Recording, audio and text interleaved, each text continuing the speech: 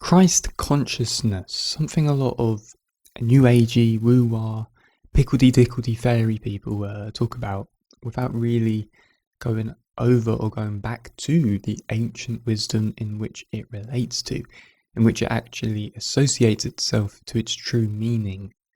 So I want to go over an excerpt from this great little book called God, Man, the World Made Flesh that was written back in the 1920s, which offers, you could say, a syncretic study and message from what Christianity is in relation to the internal self. How Christ, in some sense, lives within the individual, and how the scriptures represent this message when applying the syncretic method of study to the study and stories of the Bible.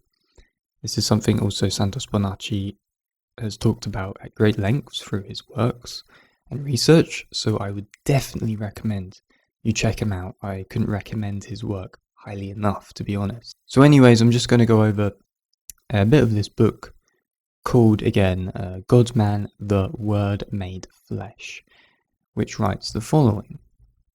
Primitive Christians, the Essenes, fully realized and taught the great truth that Christ was a substance, an oil or ointment contained especially in the spinal cord.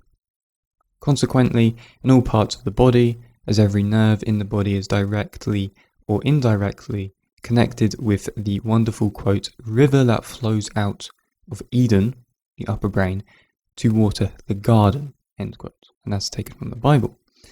The early Christians knew that the scriptures, whether written in ancient Hebrew or the Greek, were allegories, parables, or fables based on the human body, fearfully and wonderfully made. These adepts knew that the secretion grey matter, creative that issues secretes from the cerebrum, was the source and cause of the physical expression called man. And they knew that the river of Jordan was symbolized in the spinal cord, and that the Dead Sea was used to symbolize the sacred plexus at the base of the spinal column, where the Jordan spinal cord ends, typifying the entrance of Jordan into the Dead Sea. The thick, oily, and salty substance composing the sacral plexus, cauda equina, tail of the horse, may be likened unto crude petroleum, petra, mineral or salt, and the thinner substance, oil or ointment in spinal cord, may be compared with coal oil. And when this oil is carried up and crosses the ida impingala, two fluid nerves that end in a cross in the medulla oblongata where it contracts the cerebellum, Golgotha, the place of the skull, this fluid is refined as coal oil is refined to produce gasoline, a higher rate of motion that causes the ascension of the airship. When the oil ointment is crucified, to crucified means to increase in power 1,000-fold, not to kill, it remains 2 days and a half, the moon's period in a sign, in the tomb, referring back to cerebellum.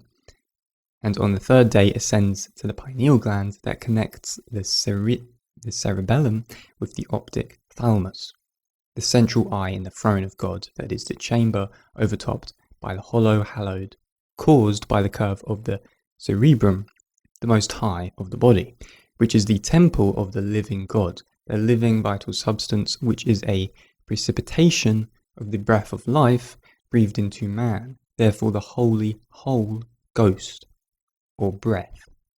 Continuing, an excerpt from Frank C. Higgins' Hermetic Masonry says the following. Ancient priesthood believed that the great mass of mankind was too undeveloped to comprehend a philosophy of divinity based upon more or less scientific premises. Therefore, they carefully conserved their special knowledge. I'm presuming this is in association to the Essenes, imparting it only to chosen initiates, while treating the masses to a spectacular exoteric system, not esoteric, exoteric system.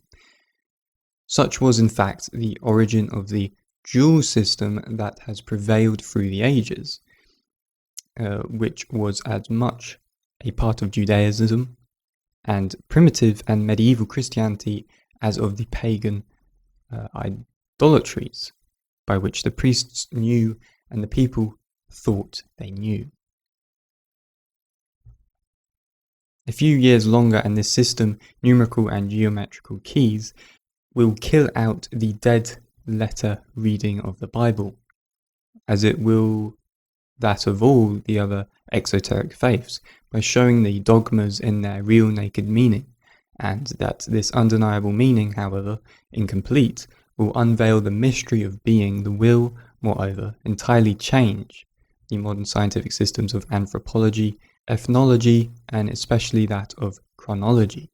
So something else we can refer back to in this sense in relation to, you could say, the biological, physiological association to the Bible and Christ or Christ consciousness is that in Freemasonry there are 33 degrees.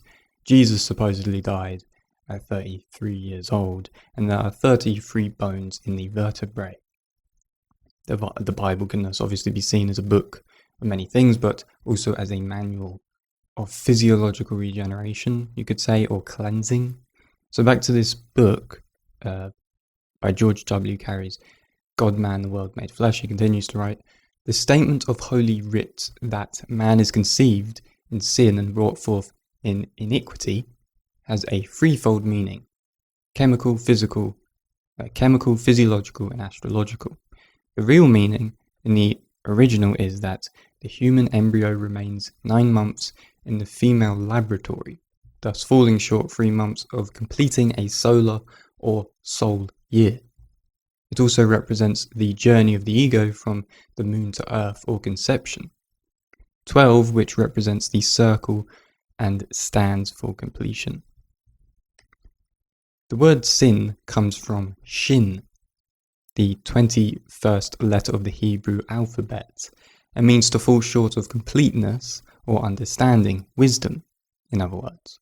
In the tarot, symbol S, or sin, is represented by the blind fool, one lacking in wisdom, brought forth in iniquity, is merely a repetition of the words born in sin.